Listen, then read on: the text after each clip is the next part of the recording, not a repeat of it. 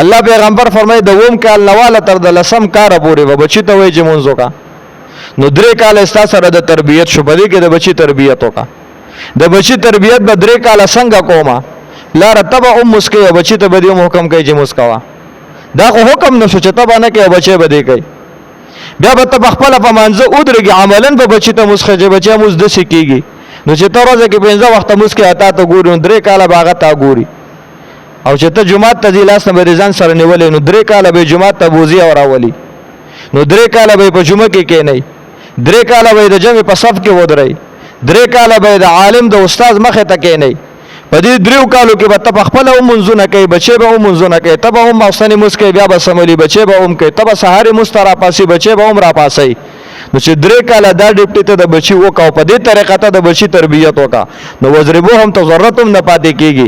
اصل مقصد دلته رسول الله مبارک تربیت او چې 3 کال تربیت وکا، یعنی مطلب دا دی چې دا 3 کال تربیت ضروری دی. زه د حدیث نه دا نقطه راو باسم چې ترسو پوری دی د بچي تربیت نه کړه تر هغه وخت پورې وهل مور کوا. الله پیغمبر فرمایي وم نواله لسم کال پورې تربیت وکا، اوس کده د تربیت ونه شنو اوس ولا سزا ورکا.